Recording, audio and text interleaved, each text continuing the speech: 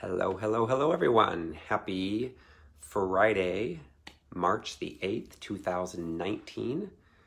I am in Maryville, Tennessee, which is like south of Knoxville, Tennessee. And I was driving the other day and I saw a sign that said Greenville, and I'm actually going to Nashville later today. As I'm going to Lebanon. But there's a lot of villes I've noticed in Tennessee. A lot of villes going on here in Tennessee. Wonder what state has the most villes, the most towns that have ville next to the end of them.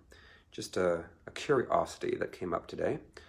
There's rain outside, so I'm thankful that it's not snowing here. So hopefully you are having some good plans for the weekend. I will be doing ministry tonight in Lebanon, Tennessee, doing a freedom night tonight, and then tomorrow doing a training and equipping for those people that want to be certified under Restorative Freedom under my ministry. Again, we keep growing that out. We're seeing almost 100 people now in 9 countries that are doing deliverances and doing it in a normal, calm way. And that is the key, is doing it normally and calmly. So welcome Denise, welcome Lucretia from Texas, welcome Elizabeth, welcome. So let me see here, let me switch over to here. Yes, so I'll be at Hillside Church tonight at 7 p.m. and then it starts tomorrow at 6 p.m. And I'll let you guys know, yesterday confirmed a new venue up in Sheboygan, Wisconsin. I have never been to Sheboygan. I think it's the coolest name of a city. Sheboygan, April the 10th. And it's going to be held at the Knights of Columbus. Can you imagine? The Knights of Columbus? Oh my goodness. Oh my gosh. I know that's Catholic, affiliated with Catholicism, and so it will be quite interesting how the Lord is setting up these different venues along the way to get me into different places that maybe would not normally expect me to go. So also I'm looking to connect to finalize the date, but I'm coming to California. That is in mid to late May, early June, to Bernie, California, which is like northeast of Redding, if you're familiar with Redding. So looking to come to the Word of Life Assembly. It's an Assembly of God church, and just had the woman that's a friend of mine on Facebook that confirmed that yesterday. So I'm looking to connect with the pastor to get an actual date on the calendar. So yes, I can't wait to come out to California again. Love California. So all that being said, today I'm going to be talking about understanding the spiritual complexities of relationships.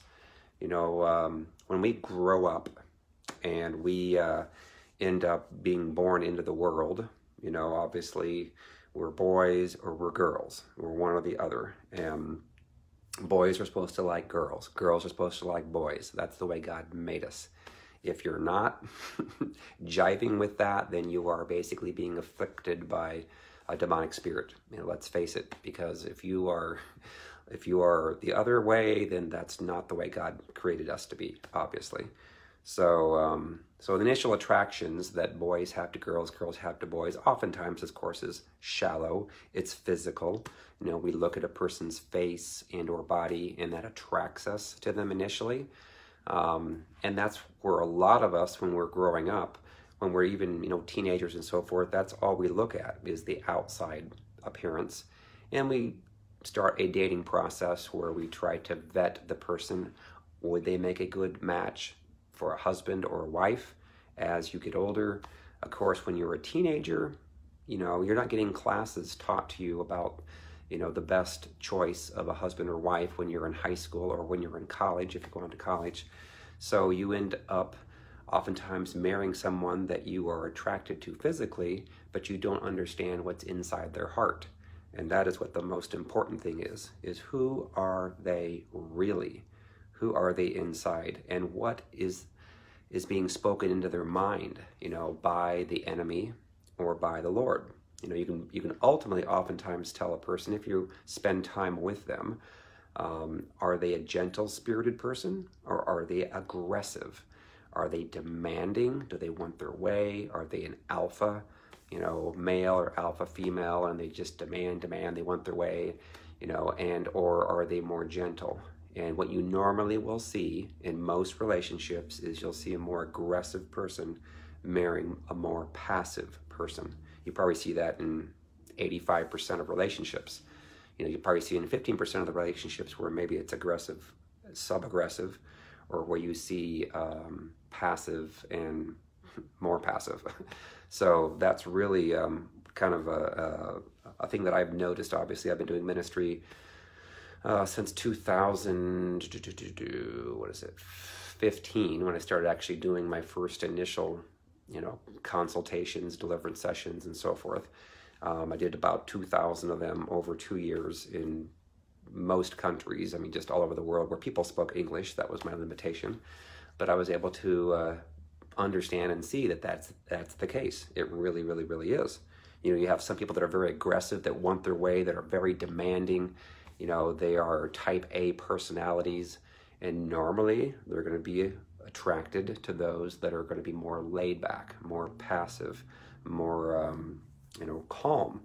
And I'm going to explain today basically the spiritual stuff that's going on there. What is really going on behind the scenes that you can't really see? Why is a person controlling, manipulative, prideful, arrogant, more aggressive? And then why is a person not as much? More laid back, more gentle, more quiet. So, and this is also going to answer the question today too. Why do good girls draw to bad boys? And why do good boys draw to bad girls? You see that oftentimes in the dating scene in high school, where maybe you have an interest in, say that you're me, say that you're a man or a boy, and that you have an interest in a girl. And maybe she's a good girl and gentle-spirited, but then she draws to a guy that's more of a tough guy. I mean, you see it like in the movie Grease, if you ever watched the movie Grease, where you had the girl that was played by Olivia Newton-John, that was supposed to be the good girl, and then you had the bad boy, John Travolta, that she drew to. As a good example of that. Why would that be? There's obviously things going on behind the scenes, that we have a spirit in us, obviously, and that spirit is drawing us. If we are a calm person to a person that's going to be more aggressive, why is that? Why would that be the case? And a lot of that's dictated by how we grow up. Are we growing up with a good father, good mother, that is gentle, that is loving, that is nurturing? We will oftentimes become a product of that, unless we get sexually, touched inappropriately, violated, molested, incest, whatever it might be, raped. Then that will allow the enemy, the demonic spirits, to come in and torment us at that point, and that can change us. That can change us from being the calm person, the quiet person, the more softer and gentle, to more aggressive, because we're hearing voices at that point from the enemy, causing us to be angry, not to trust the opposite sex, and so forth. But let's say that you grew up with a very gentle-spirited father, and a mother that loved you, then you're going to be turning out to be more gentle. If you grew up with a controlling father, a mean father, a father wasn't around much, was very critical, judgmental, or a mother that did that to you, then generally you're going to pick up the very same spirits that they have in them, which will cause you to be more aggressive, not trusting of a spouse, and you will look for a person to marry that will essentially be more gentle, that you can control.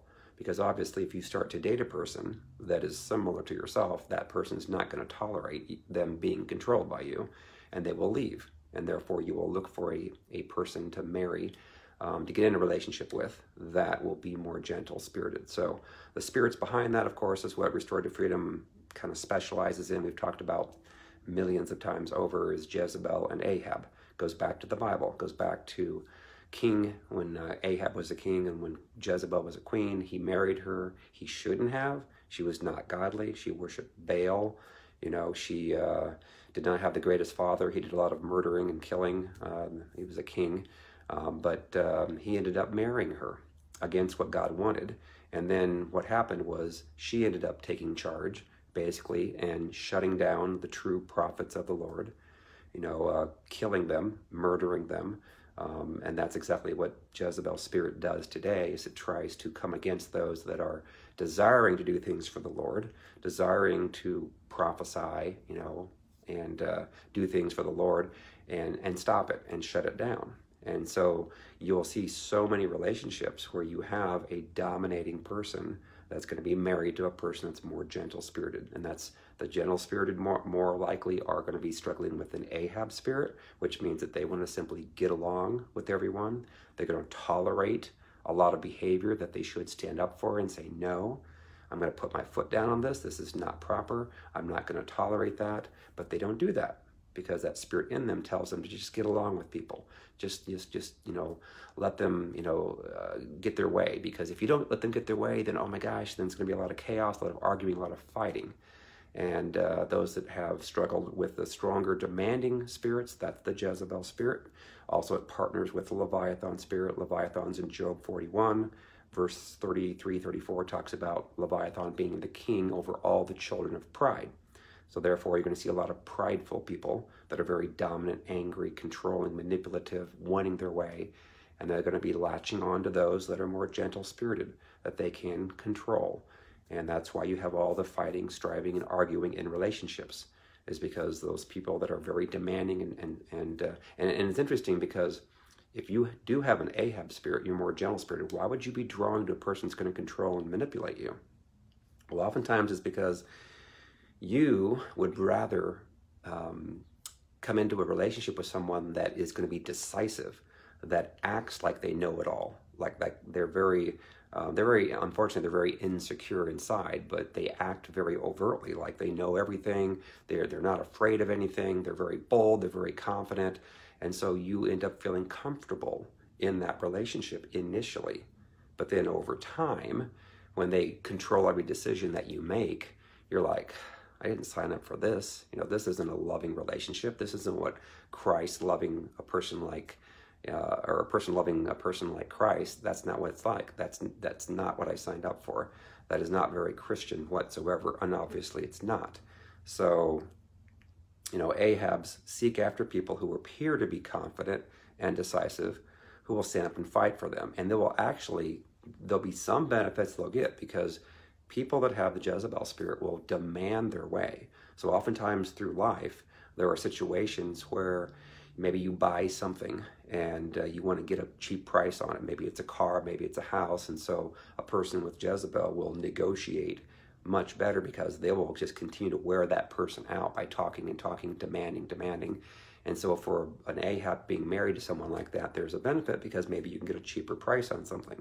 But there's a price to pay as well with your own personal relationship with them, because you'll get hurt a lot through the control, through the manipulation. And I'll say this too, when a person that struggles with the Jezebel spirit first reaches out to connect with a person, like say on Facebook, oftentimes they will try to appear very nice, loving, gentle, sweet.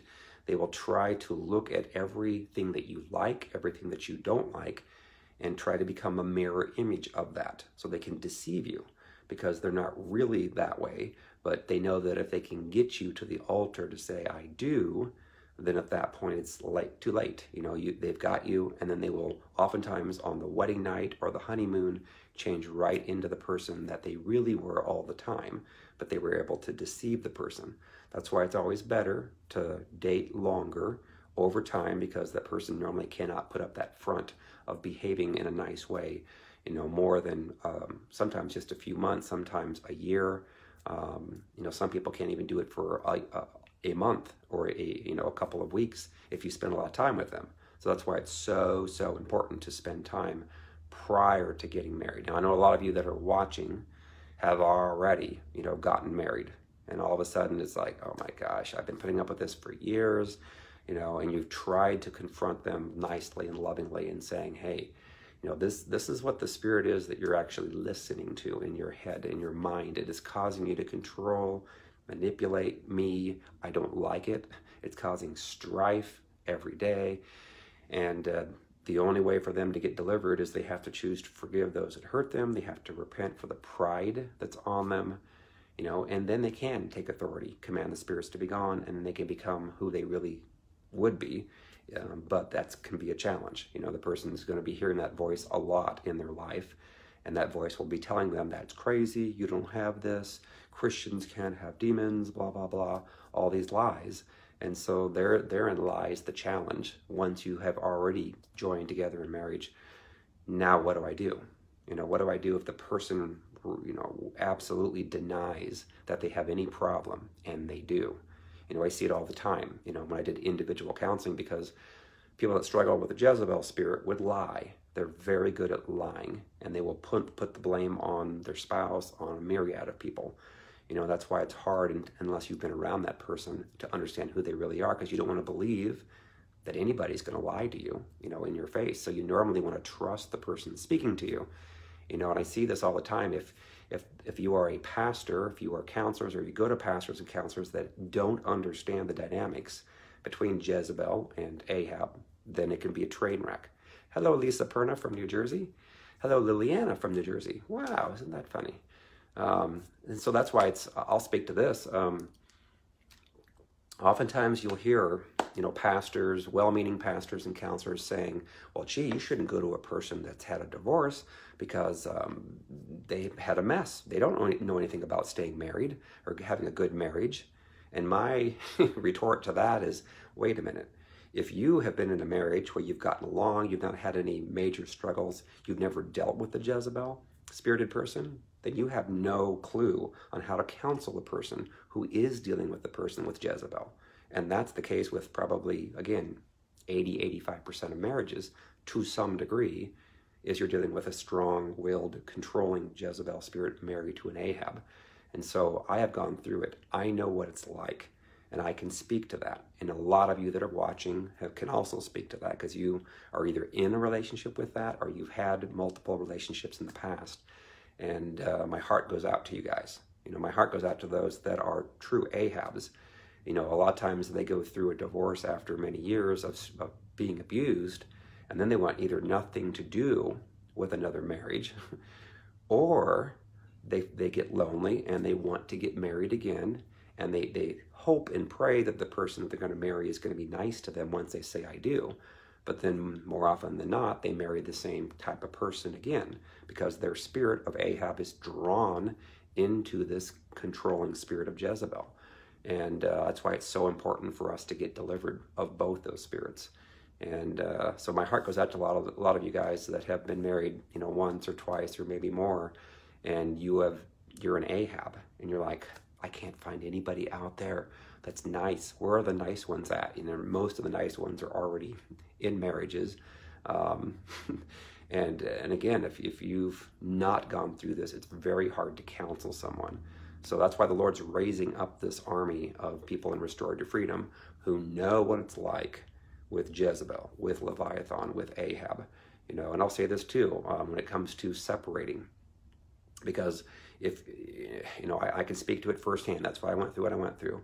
If you're in a relationship with a person who's extremely controlling, demanding, wanting to shut you down from doing any ministry, placing the blame on you, lying about you, and you go to them and say, hey, listen, I think you need to read Restored to Freedom to get delivered, to be aware of what you've got, or to watch a video from Restored to Freedom, or go through and watch a testimony. And if they refuse after you've attempted to, the Lord will normally confirm to you when it's time to separate, because you can literally die if you stay in that relationship too long. I know of people that have died of brain tumors, like in their 40s, because they were constantly getting hurt by oftentimes the husband over the wife, because the wife can't take the verbal abuse, the emotional abuse forever. It wears on a person. Even a man, they become emasculated, just like Jezebel and her eunuchs that she surrounded herself with, which ultimately eunuchs were the ones that pushed her out, that killed her, that defeated Jezebel. And so there is a time and there is a point the Lord will oftentimes say, it's time to separate now, because I have a calling on your life, and the demons in your spouse are trying to stop you from that calling. And I didn't want to separate, didn't want to go through a divorce at all, but I sure don't want to be controlled, manipulated, verbally abused all the time, and physically abused, sexually abused, all that stuff. So there is a time when the Lord will say it's time to separate, because then you're at peace at least you're out of harm's way. You know, there's nothing like going to sleep and not being yelled at. I mean, I know what that's like. It's not fun. But then at that point, you can deal with it. And it normally becomes more public, unfortunately. That's the way that it is. And the spouse that has the Jezebel spirit will lie to people, like in your church, about you and so forth. So you have to battle. But you can't tolerate that spirit of Jezebel. And you can't tolerate it forever. You're never going to do what the Lord's calling you to do. And it may turn out to where it does become a divorce. It's not the end of the world.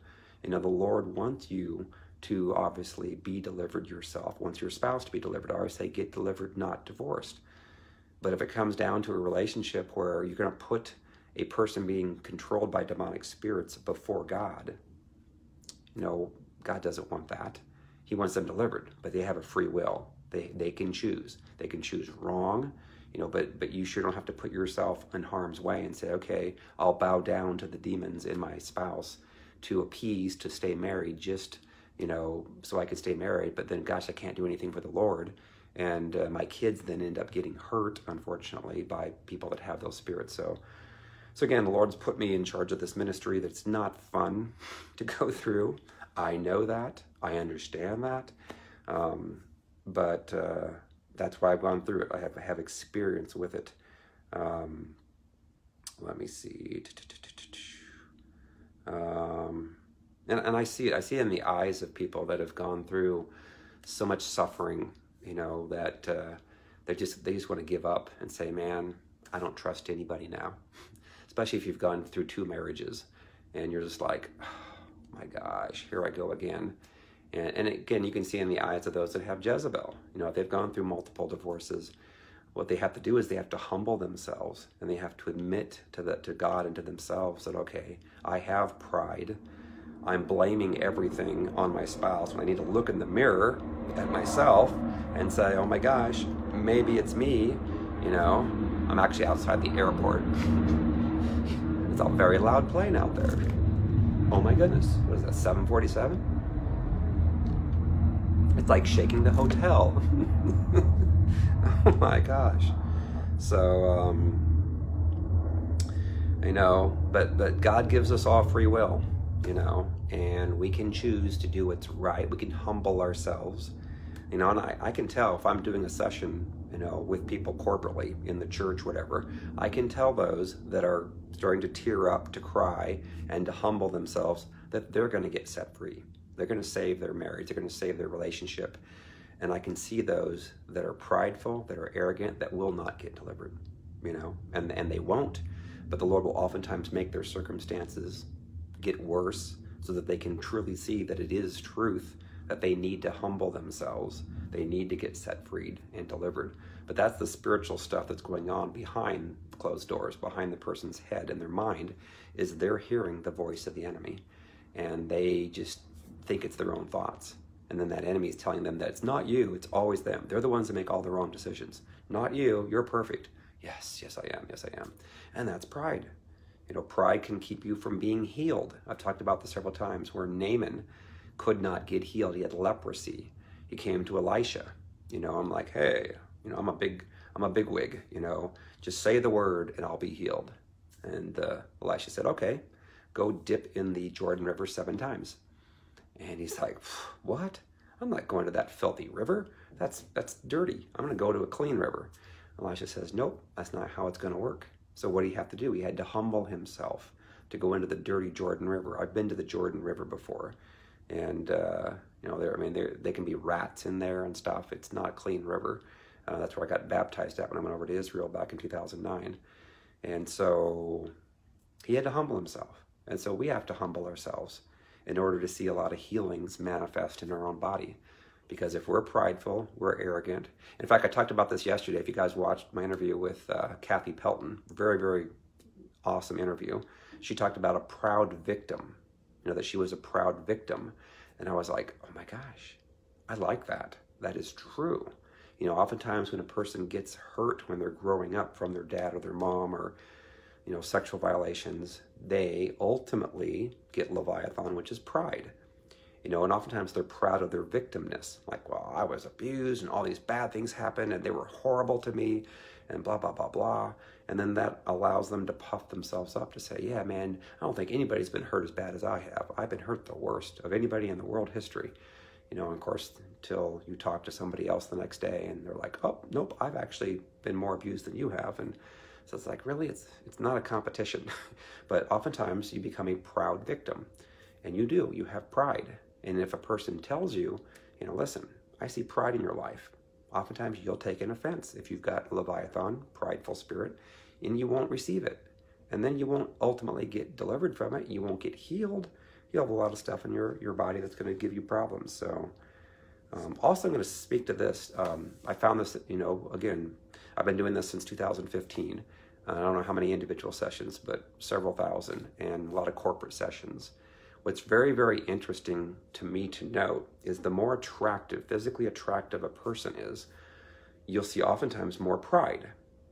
And the Lord kind of showed me is the reason why is because the people oftentimes from the opposite sex, can also be from the same sex, will tell that person how beautiful that they are over and over and over and over again, or how handsome that they are. Well, what does that do? That puffs up the pride within them. And then they know they can use their beauty or their handsomeness to manipulate the opposite sex to get what they want. You know, because that other person's, oh wow, they're drawn to them, you know, physically. And so that's why it's really, really, really hard for attractive people to humble themselves because of that. You know, of course, money, that's why it says it's very hard for a rich man to get into heaven, is because they can rely on their money for things. And that's why oftentimes the Lord will have to humble us by taking away the money. You know, I had to have all my money taken away. The Lord said, I want to take it away so I can change your heart.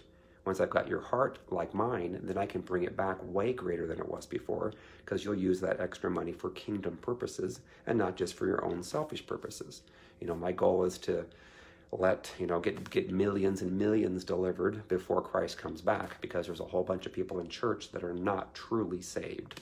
They think that they are, but the Lord knows their hearts. He knows their minds, and they do not behave like a true Christian. They're controlling, they're manipulative, prideful, arrogant. They're operating in the spirit of Jezebel, and they have to have their soul wounds healed. And their soul is their mind, will, and emotions. And so if they're hearing voices from the enemy, and I talk about that all the time, is what voices do you hear? What are you hearing?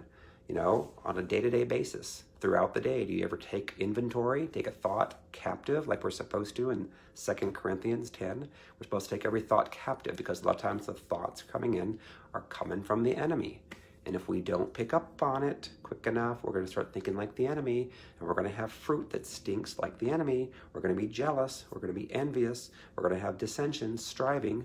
You know, it says 2 Timothy 2:23-24 that a servant of the Lord must not strive, but be gentle in all their ways. And we don't want to be pushovers like, you know, Ahab's. We want to be a mighty man of valor, mighty woman of valor. And so it's so important for us to listen to the thoughts we're having and discerning. Is that the enemy? That's why when people get delivered, they can pick up the thoughts of the enemy a lot quicker, and they can shut down the enemy's thoughts in their mind. You know, if you can arrest it and stop it within 3 or 4 words of what the enemy's trying to say to you, then you're going to be at more peace. You're going to be more peaceful, you're going to be more humble, and then your relationships will be healthier. Because if you are looking to get remarried or married for the first time, you will discern, wait a minute, that person's not going to be healthy for me, because I've seen some things, or they've said some things, or they've done some things that seem to be pretty aggressive, a little controlling, a little manipulative. You know, again, the more time you can spend with the person prior to getting married and saying I do, the harder it will be if they are truly operating in any type of Jezebel, Leviathan spirits, is going to manifest, and you're going to pick up on it.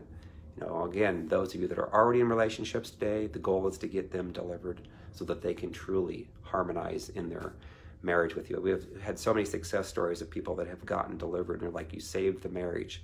Thank God. No longer are they being mean to me, saying horrible words, controlling me, you know, manipulating me, you know, and it is hard. You know, the Lord showed me this a couple hours ago. You know, when you are, especially if you're in a church, and you have a person that has Jezebel, they're going to be lying very easily about you. And so you go into that church, and all of a sudden these people that were your friends don't want anything to do with you because they believed a lie that was told about you by a person sent by the enemy to hurt you. And it's like, how do you fix that? It's really hard. It's really hard to put up a sign saying, everything that was said about me was not true. Because people are like, yeah, we don't believe that.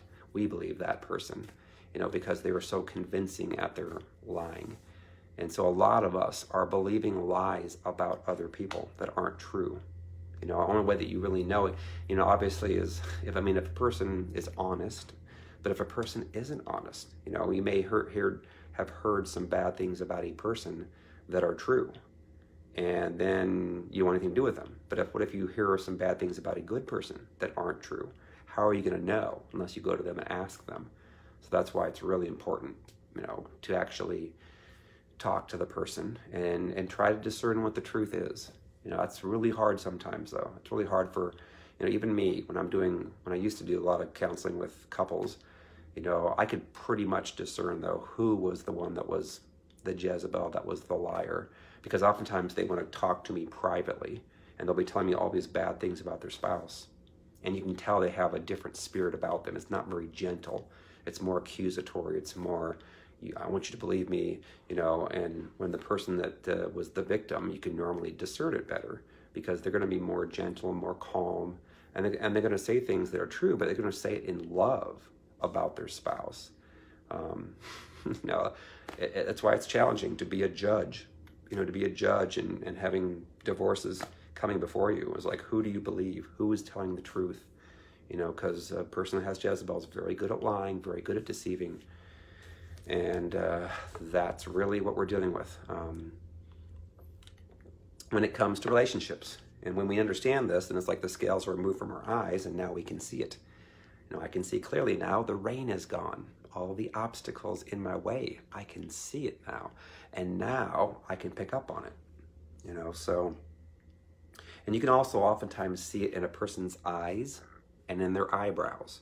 I've noticed this on Facebook. You can see a person with their eyes are the windows to their soul. Their soul inside is either going to be good or bad. It's going to be either godly or ungodly. It's going to be oftentimes either Jezebel. You can notice the pictures before people get delivered. You oftentimes see the eyebrows that are, just more, more arched or whatever. And the eyes look more either dazed or seductive, not very pure.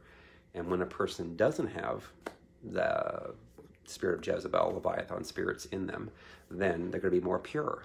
You can look at their eyes and they're just more gentle, more loving, more compassionate. And oftentimes when a person speaks, when a person's dealing with Jezebel, they're going to be more demanding and yelling and screaming and running their way.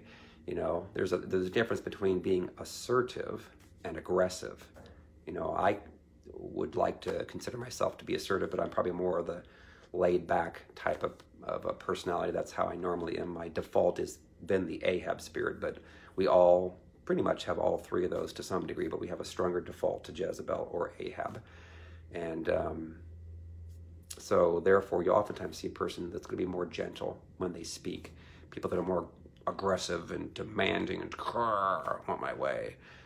Oftentimes that's dealing with Jezebel and Leviathan, So, but we need the Holy Spirit, obviously, to give us the discernment for the truth.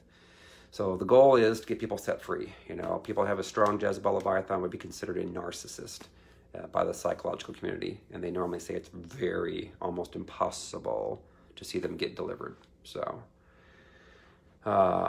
anyways, hopefully that helps you. I'm going to make it a little bit short today because I had to drive to Nashville, or close to Nashville today, in the rain. It's raining right now. So anyway, I'm excited. This weekend I will be just east of Nashville, Tennessee, in Lebanon at Hillside Church, and Pat McBride is her name that's in charge of it. She's had this, I guess it's a church in her home for like 12 years, something like that. So we're expecting a full crowd. If you get there early enough, you might get something to eat, because I think they normally have like a dinner planned at 6, but 7 o'clock Central Time. Make sure you know that Lebanon is in Central Time. If you go just a little further east, it's on Eastern time. So they sometimes call fast time slow time in Tennessee and Kentucky, but we'll be on slow time, Central time, 7 o'clock Central time. And then tonight's going to be a freedom night. So we're expecting, again, a full house, and we will be concentrating on getting people set free, delivered in a normal way. Normal as possible, because again, I'm a business guy. I don't do things weird. I'm not a weird person. I don't think Jesus did things weird. Think about that. You think Jesus was weird? You think Jesus yelled and screamed at people when he preached to them? I don't think so. I'm not a yeller. I'm not a screamer. I went to a church the other night, and it was more of a yeller type of a church. And I'm like, oh, my ears are getting hurt. Don't yell and scream, please. Just talk to me. I can hear better that way. I remember there was a church in Indianapolis that I went to, and they had like a, not a regular pastor, but an assistant pastor or something that came and spoke. And whenever he did, he yelled. It's like, man, he was yelling and screaming. I was like, really? So when I knew he was preaching, I didn't go. I went to a different church, because I'm like, I'm not going to get yelled and screamed at. You know, Jesus didn't do that. I'm pretty darn sure. Only time he did that was probably when he was flipping tables. Even then, I don't think he yelled and screamed. I think he just took some action. So think before you speak. You know, I know the anointing when it comes upon a person, you know, it does. It changes you, changes me. But again, make sure it's the anointing and not your flesh. For those that are yellers and screamers, you know, don't be a screamer. In fact, some people are looking to put together some shirts for Restored to Freedom. It says, like, keep your peace on, restoredtofreedom.com. I got an example of a shirt message to me yesterday, so I'm excited about that. We'll get some shirts out there, and people can wear them and help people to recognize maybe the characteristics of Jezebel. You know, are you controlling? Are you manipulative? Do you lie? Are you prideful? Which is Leviathan, but it always comes with Jezebel. And list all those on a shirt, you know, got Jezebel, and put restoredtofreedom.com, you know, down below that. Or maybe list the characteristics of Ahab, like on the back, and Jezebel on the front, something like that. It's growing, you know, because this is truth. You know, the people at church, pastors don't preach much about this. Some of them do, but most don't. And, oh my gosh, yes. Who wants to be yelled at? You know, we can go out and watch football. You know, I love to go to football games, you know, and yell and scream in basketball games. But that's right. Keep calm, get delivered, Molly says. Love it. Stay calm. Keep calm and keep your peace on. Keep your faith on. Be restored to freedom. All right, I just posted this morning my world tour continues to grow. It's amazing watching this. I love it. I love it. I love it. I praise the Lord. I thank God for it. There's so many testimonies, people getting set free, saving their marriages, and loving again, like for the first time. It's neat to see a person's picture before and after, and how much more peaceful they are, how much more pure that they look in their profile picture. Yeah, it'd be kind of neat to, you know, have people show their before and after pictures side by side, you know, and send those in. Maybe I could post some of them on, you know, my website, or put it on my ministry page on Facebook and say, look, this is what I was before. And again, it's like when you get delivered, you don't have a problem talking about yourself in the past. Yeah, I was not at all a Christian. I thought I was. I went to church my whole life, but I was horrible behind closed doors to my kids, to my spouse. And now I'm free. Yay, restored to freedom. So anyways, I'm not going to give any words, prophecies today just because of my time constraints, but just love you guys. Coming to Indiana, coming back home for a couple of weeks in Indiana. Looking forward to that, and reconnecting with some friends and family, and then I'll be gone for who knows how long, probably 9 months, something like that maybe. Alrighty, I love you guys. See you later. Bye-bye.